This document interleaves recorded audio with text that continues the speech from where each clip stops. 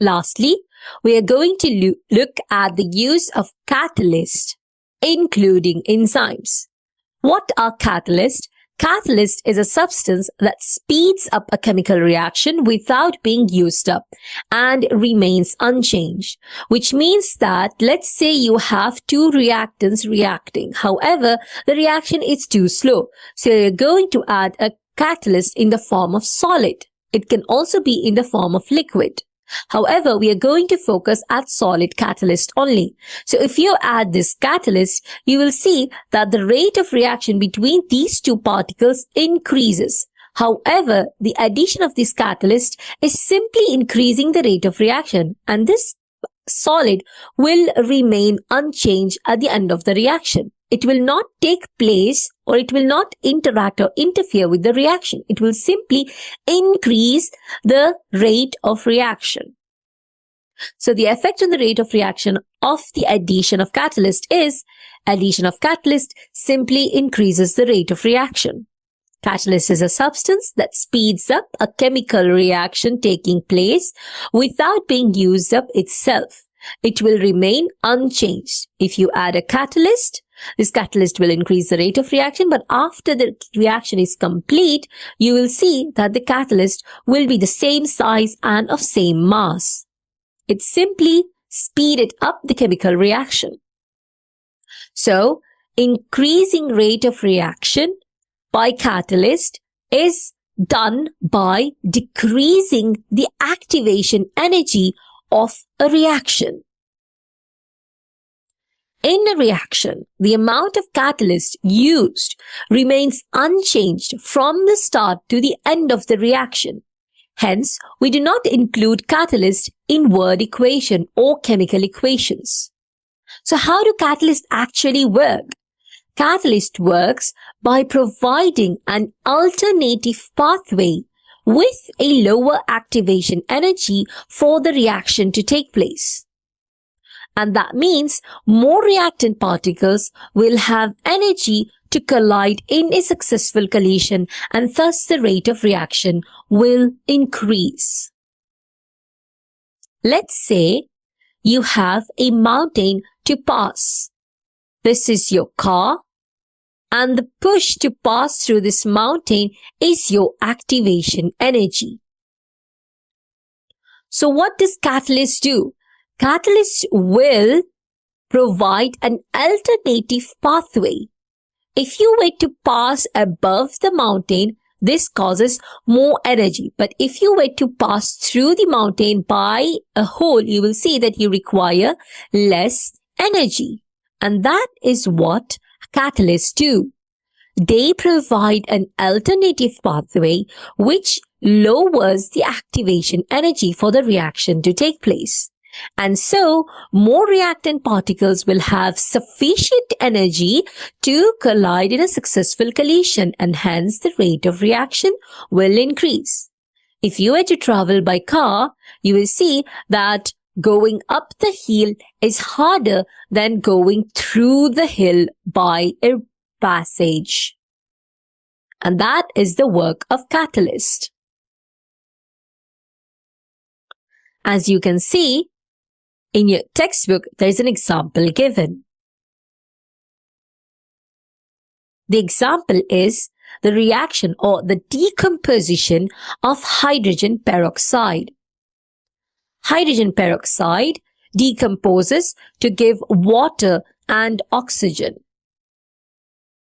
The rate of this decomposition takes place at room temperature, and it is very slow.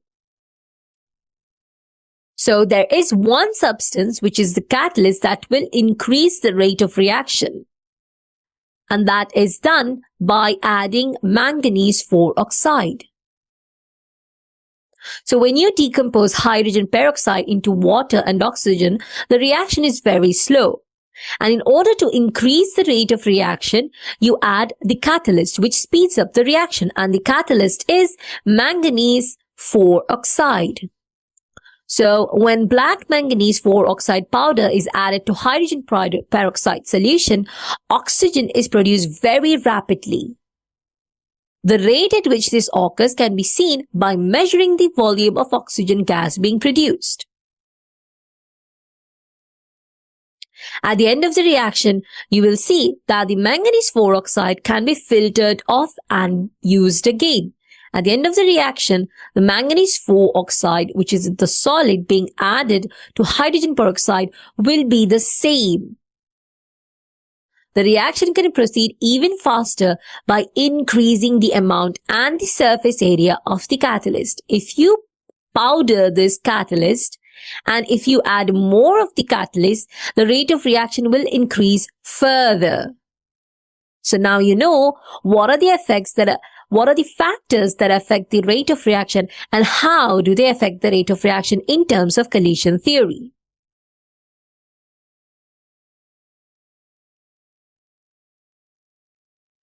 If you were to plot a graph of volume of oxygen against time, you can see that higher mass of catalyst produces higher volume of oxygen at less time, but lower mass of catalyst produces less volume of oxygen but takes more time. So catalyst increases the rate of reaction. It is said that small amount of catalyst will produce large amount of chemical change. Catalyst remains unchanged chemically after a reaction has taken place, but they can change physically. For example, if a finer manganese 4 oxide powder is used, it is left behind after the decomposition of hydrogen peroxide. And the last main point is catalysts are specific to a particular chemical reaction. So for the decomposition of hydrogen peroxide, the only catalyst that is worthwhile is manganese 4 oxide. Manganese 4 oxide will not be used in any other reaction to speed up the reaction. Manganese 4 oxide is only suitable for the decomposition of hydrogen peroxide. No other catalyst will speed up the decomposition of hydrogen peroxide. Some of the examples of chemical processes that involves catalyst are Haber process, which is the manufacture of ammonia. Haber process uses the catalyst, which is iron. Remember that catalyst simply speeds up the chemical reaction. It itself remains unchanged. It does not interfere with the chemical reaction. Next, you're going to look at the contact process, which is the manufacture of sulfuric acid, and the catalyst required is vanadium 5 oxide. Next is the oxidation of ammonia to give nitric acid. This uses platinum as the catalyst. And the last is hydrogenation of unsaturated oils to form fats in the manufacture of margarine. And this uses the catalyst nickel. So, a catalyst simply increases the rate of a chemical reaction by providing an alternative pathway which has a lower activation energy. A catalyst does not increase the number of collision between the reactant particles, but it causes more of the collision to become successful collision. You know what a successful collision is? A successful collision is when collision have energy greater than or equal to activation energy. And we know that catalyst provides an alternative pathway which has a lower activation energy. So in other words, we can say that catalyst causes more of the collision to become successful, and hence the rate of reaction increases. If the activation energy is lowered by using a catalyst, then on collision, more particles will go on to produce products at a given temperature. So, at a given temperature, let's say 25 degrees Celsius, addition of catalyst will have a huge effect because it is lowering the activation energy and causing more particles to collide successfully. So, how do you show the effect of catalyst using graphs. For that, you need reaction profile diagrams. Reaction profile diagrams simply shows exothermic and endothermic reactions. An exothermic reaction is a reaction that releases energy to the surroundings, and an endothermic reaction is a reaction that takes its heat energy from the surroundings. So, exothermic reaction will have reactants and products in the reaction profile diagram, and the reactants will have more energy than the products. In endothermic reaction, the products will have more energy than the reactants. So this is an example of an exothermic reaction. This is an example of an exothermic reaction because reactants have more energy than the products. As you can see, the y-axis shows your energy level and the x-axis shows the progress of the reaction. The initial should always be reactants, and at the final you will have your products. This shows the energy level. As you can see, the reactants have more energy than the products. So, the hump that is crossing between the reactant and the product is your normal activation energy. So, this is your activation energy. For a normal reaction, the hump to pass from the reactants to produce the products will be your activation energy. And the remaining is your energy being released because this is an exothermic reaction. As you can see, reactants moving to products, the normal black line is your activation energy. But with the addition of catalyst, what happens is activation energy will be lowered. And this is shown by this green dotted line. As you can see, the activation energy is being lowered. And as the activation energy is being lowered, what happens? There are more successful collision that are sufficient for the reaction to take place. The rest of the diagram will be the same.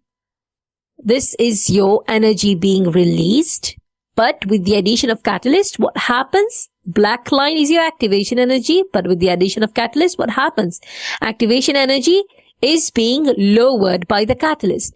And this dotted line by green shows your normal activation energy. But with catalyst, it is lowered. Without catalyst, it is back to its normal state. So now you can see what catalyst actually does and how to show the effect of catalyst on a reaction profile diagram. With catalyst, what happens? Your activation energy decreases, and you show this by lowering the hump. And without the catalyst, with the addition of catalyst, activation energy is lowered, and without the catalyst, what happens? The hump stays up.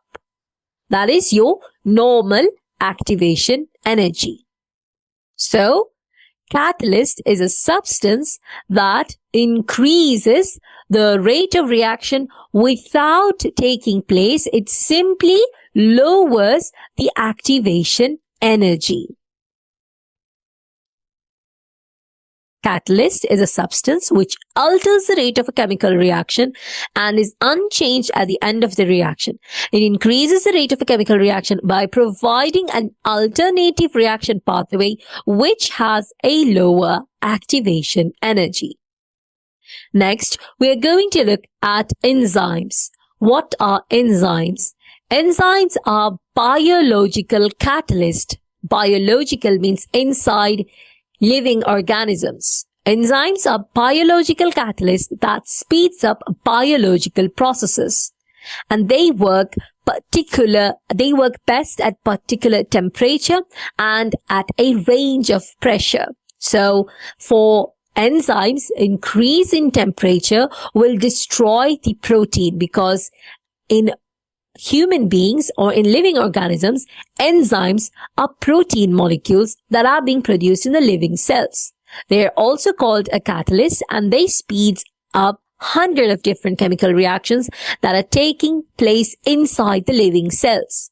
And these biological catalysts are very specific in each chemical reaction. And that is why you have different enzymes that catalyze different chemical reaction inside the cells. Remember, catalysts are specific to a chemical reaction. So, for the decomposition of hydrogen peroxide into water and oxygen, you need the catalyst, which is manganese 4 oxide. For Haber process, you need iron catalyst. For contact process, you need vanadium 5 oxide. For oxidation of ammonia to give nitric acid, you need platinum. For hydrogen or hydrogenation of unsaturated hydrocarbons, you need nickel catalyst. So by this, you can see that catalysts are specific to a chemical reaction. And similarly, enzymes are also very specific to a chemical reaction. And that is why different enzymes are required for different chemical reactions.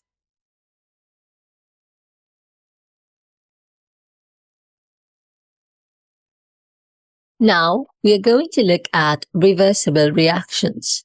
What is a reversible reaction? A reversible reaction is a chemical reaction that can go in both directions. You know that in a chemical reaction, you have reactants on your left-hand side and products on your right-hand side. Normally, the reaction goes the forward direction, which is from the reactants to the products. But in a reversible reaction, it can go both ways, which is from reactants to the products and from the products to the reactants as well. So, from reactants to the products is your forward reaction, and from the products to the reactants is your backward reaction. And these type of reversible reactions are shown using the double arrow, like this. So, in a reversible reaction, the resulting mixture may contain reactants and products, and their proportions can be changed by altering the reaction conditions. The two examples of a reversible reaction is with copper to sulfate. There are two types of copper to sulfate. One is hydrated and the other is anhydrous.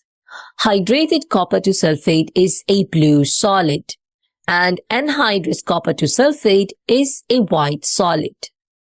If hydrated copper to sulfate is heated, hydrated means it has water bonded to it. So if hydrated copper to sulfate is heated, what will happen? The water inside will be removed and you will have an anhydrous copper to sulfate. That is, the water is removed and you are left with anhydrous copper to sulfate. And this anhydrous copper to sulfate is white in color. And that is why when you heat hydrated copper to sulfate, there will be a change in color from blue to white. Originally, hydrated copper to sulfate was blue, but as you heat, the water will be removed to form anhydrous copper to sulfate, which is white. And that is why you see a color change from blue to white. However, as it is a reversible reaction, you can add water back to the white anhydrous copper to sulfate. And when water is added back to the white anhydrous copper to sulfate, it will change back to its blue color to form hydrated copper to sulfate. Here is an equation. Hydrated copper to sulfate is a blue solid and it has water bonded to it. But as you heat it, what happens? The water is removed and you get a separate byproduct. And the hydrated copper to sulfate turns into anhydrous copper to sulfate, which is a white solid. And this sign shows that it is a reversible reaction. That means if you add water back, what will happen? It will turn back to its original state, which is a blue solid. Hydrated copper to sulfate, heat, white anhydrous copper to sulfate plus water. If you want the reverse reaction, you just simply add water back and then you get hydrated copper to sulfate, which is a blue solid. And this is how a reversible reaction takes place. Another example is with cobalt to chloride. There are two types of cobalt to chloride, anhydrous cobalt to chloride and hydrated cobalt to chloride. Anhydrous cobalt is a blue solid and hydrated cobalt is a pink solid. What does hydrated and anhydrous mean? Hydrated means that water is bonded to it, and anhydrous means water is removed. So, what happens when you add water to anhydrous cobalt to chloride? Adding water to anhydrous cobalt to chloride, which is a blue solid, will convert to hydrated cobalt to chloride. So there will be a color change from blue to pink solid. Anhydrous will change to form a pink solid, that is hydrated cobalt to chloride. However, if hydrated cobalt to chloride is heated, the opposite reaction will take place. That is, the color will change from pink to blue as anhydrous cobalt is forming. So, these types of reactions are known as reversible reaction, which goes both ways.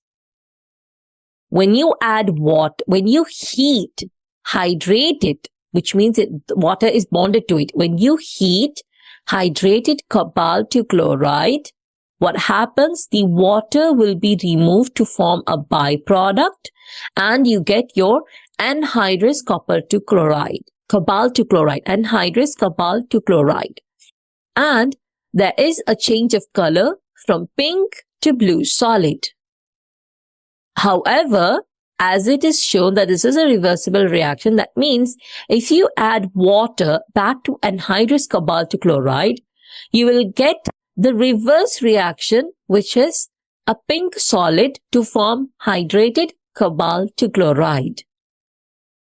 So these type of reaction that goes both ways, from reactants to products and products to reactants, are known as reversible reaction. And as water is of importance here, we can test for water using these two type of reactions, copper to sulfate and cobalt to chloride.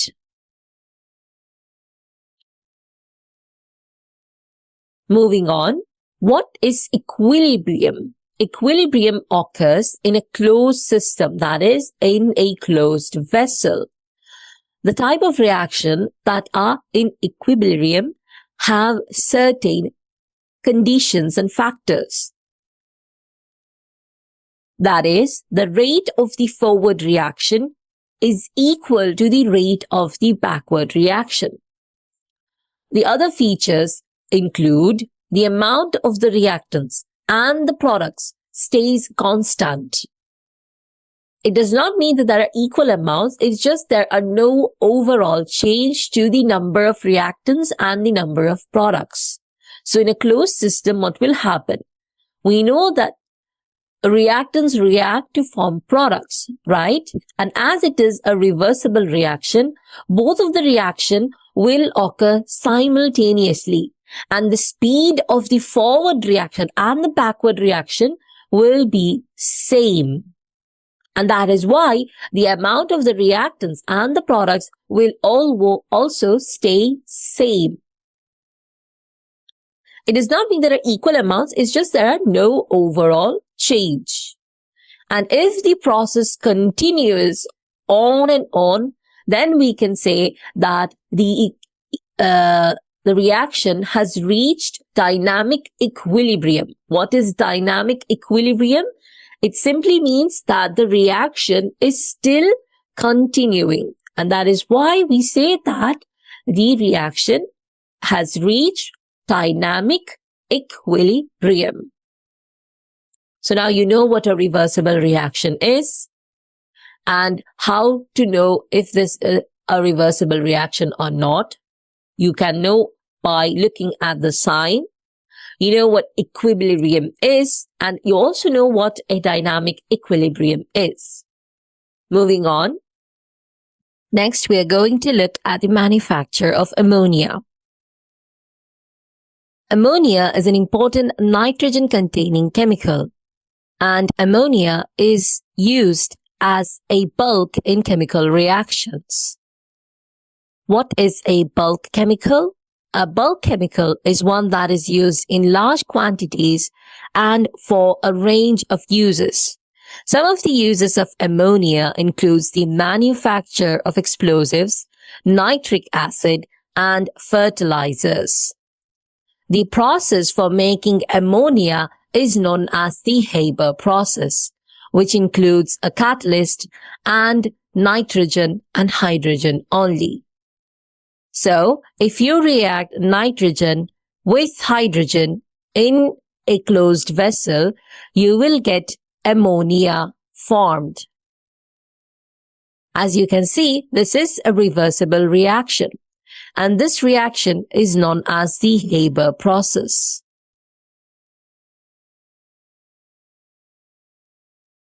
So, in order to react nitrogen and hydrogen to form ammonia, you first need to obtain nitrogen and hydrogen from its compound.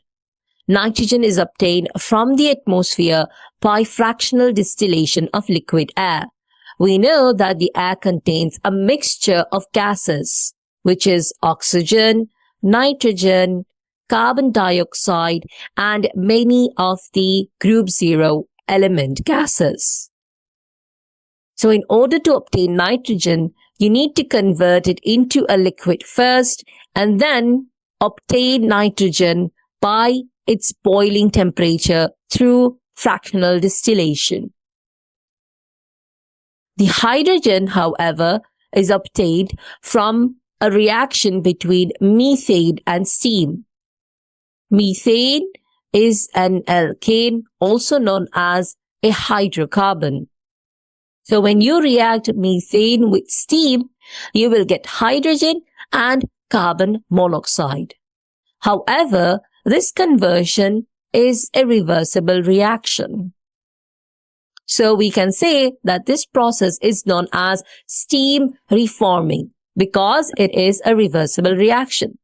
That is, it can go both ways. Methane and steam can react to form hydrogen and carbon monoxide, and carbon monoxide and hydrogen can react to form steam and methane. So the reaction that goes from left to right, from the reactants to the products is known as the forward reaction. And the reaction that goes from right to left in the equation is known as the reverse reaction. So you can react methane and steam to form hydrogen, and you can also reform steam by reacting hydrogen and carbon monoxide.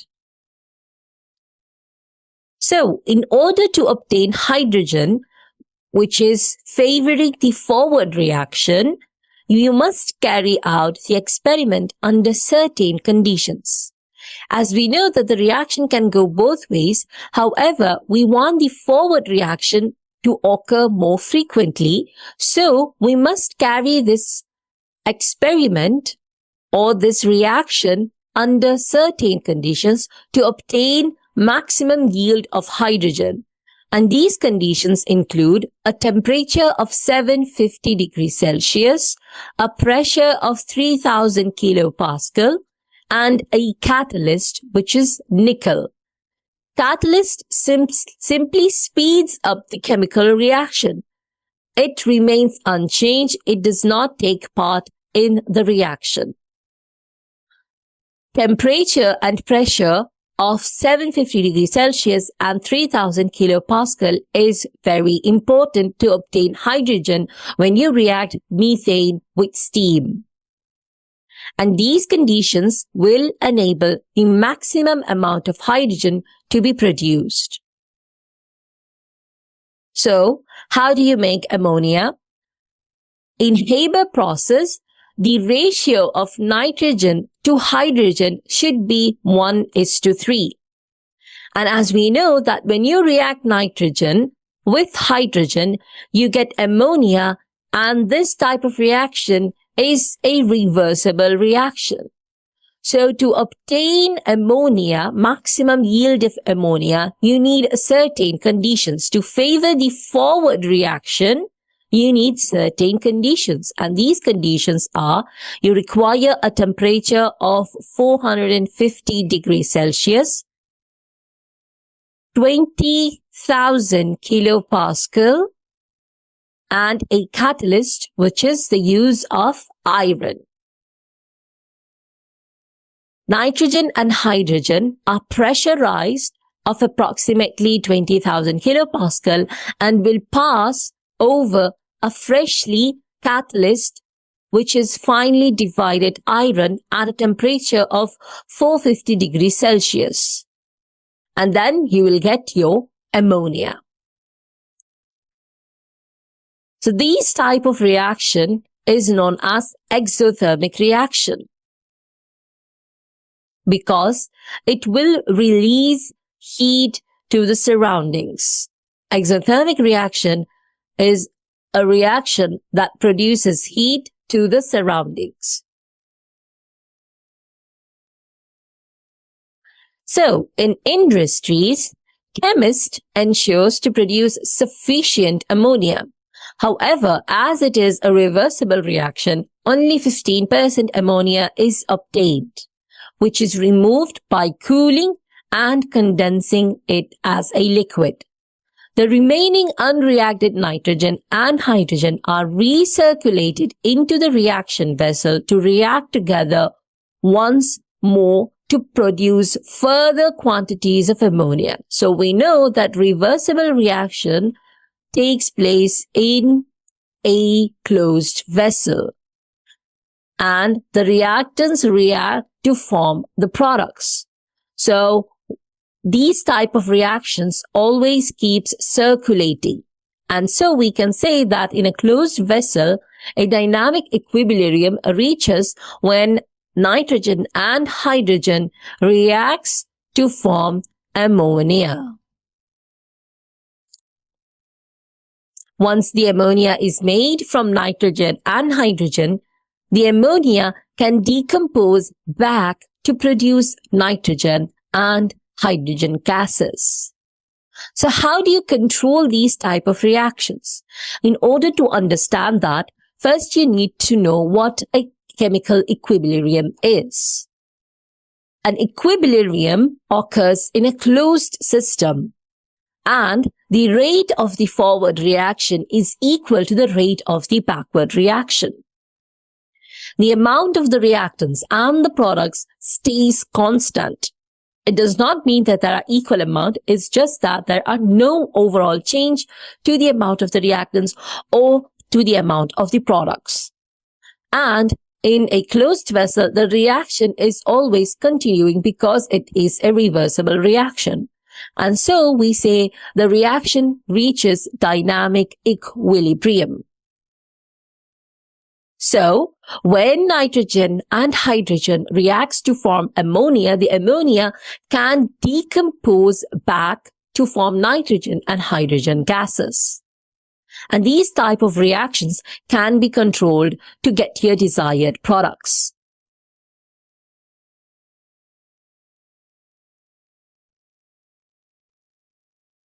So, once the ammonia is made from nitrogen and hydrogen, it can decompose back to produce nitrogen and hydrogen gases. And there will come a point when the rate at which the nitrogen and hydrogen react to produce ammonia will be equal to the rate at which the ammonia decomposes. That is, the rate of the forward reaction, N2 plus H2 to produce NH3. The rate of the forward reaction will be equal to the rate of the backward reaction. the concentration of nitrogen, hydrogen, and ammonia in the reaction vessels do not change. We know that in a reaction vessel, there are only 3 gases, and the concentration of these 3 gases does not change, provided that the reaction vessel is in a closed system, one in which none of the gases can enter or leave the reaction vessel. So we can say that the reaction has reached equilibrium. And because the process continues to happen, we say that equilibrium is dynamic. So now you know what an equilibrium reaction is and how a dynamic equilibrium is reached, and what are the features of equilibrium reactions in a closed vessel. That is, the rate of the forward reaction is equal to the rate of the backward reaction, and the amount of the reactants and the products stays constant. And if it continues to occur, we say that it has reached a dynamic equilibrium. So, what is a reversible reaction? A reversible reaction is a reaction that occurs in a closed system. It is at equilibrium when the rate of the forward reaction is equal to the rate of the reverse reaction. So once you add reactants, it reacts to form products, right? However, it does not reach equilibrium. That it takes a little bit of time to form or reach an equilibrium where the rate of the reactants, where the rate of the forward reaction is equal to the rate of the backward reaction. And so, equilibrium is only reached when the rate of the forward reaction is equal to the rate of the reverse reaction. And once it reaches the equilibrium, the concentrations of the reactants and products no longer change. And if it continues to take place, we say that the equilibrium has reached dynamic state. So this is a graph for the Haber process to show the yield. As you can see that increase in pressure and decrease in temperature produces more ammonia. That is why we can obtain more ammonia if we use a lower temperature and a higher pressure. A lower temperature and a higher pressure produces a 50% yield of ammonia. However, high temperature, which is 550 degrees Celsius, produces low yield of ammonia, that is about 20%. So high temperature, one more time, low temperature,